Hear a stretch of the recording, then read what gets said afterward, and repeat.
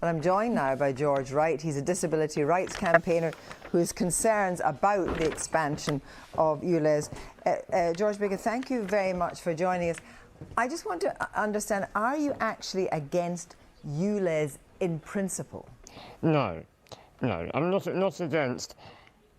So the important thing with any kind of scheme designed to change behaviour through economic choices is that it has to be really well targeted, right?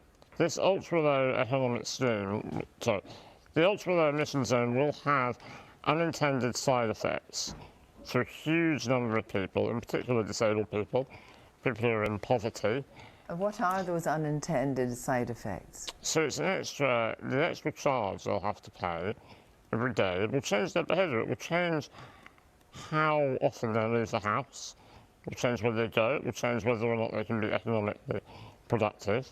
Somebody like myself, you know, I think it's £17.50 a day to get in and out of London to the ultra economic zone. If I had to pay that every day to go to work, I can only work part-time because of a disability or illness, if I have to go to lots of hospital appointments, that sort of thing, that kind of charge will have a real meaningful and consistent impact on my ability to even leave the house. Which means it entrenches, what you're saying is it entrenches the disparity between the have and have-nots. It does. What do you say to people who say that there would be an alternative form of transport that you could use or you could get access to? I would say try being me and getting on other forms of transport. You know, I think we can all agree that it would be lovely if our public transport system was fully accessible. And it isn't just disabled people or who you would generally think of as disabled people who struggle due to inaccessible transport. Actually, about 1 in 5 people are disabled. So it's a large proportion of the population who can't access public transport as it is. So if they're barred from driving because of the economic cost associated with the ultra-low emission zone, they'll be stranded.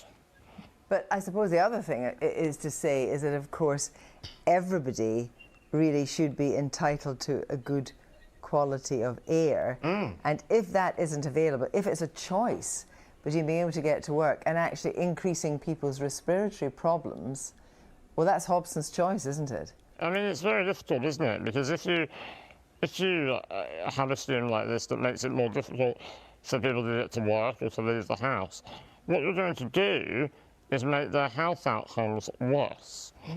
So those unintended side effects will result in other health problems. But it's balancing these terrible health problems, isn't it? Because you have this issue, and you just heard from Rosamond there that what she's hearing in Lewisham is terrible respiratory problems, including COPD for young people, terrible asthma and so forth. I mean, what is your solution to that?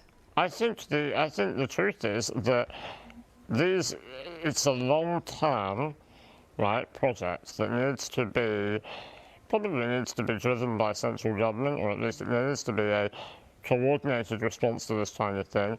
And actually, I think there needs to be a recognition that these problems are complex, and it isn't helpful to come up with a nice soundbitey simple solution. You know, let's have an ultra-low emission zone and let's charge X number of quid a day to get into London to stop people using cars, because you know, it's a very much an oversimplification of what the problem is. You know, climate change and air pollution, they're caused by the fact that people need to use these forms of transport to get around because of how our society is organised. Thank you very much indeed, George Baker, for joining us tonight. Well, that is all from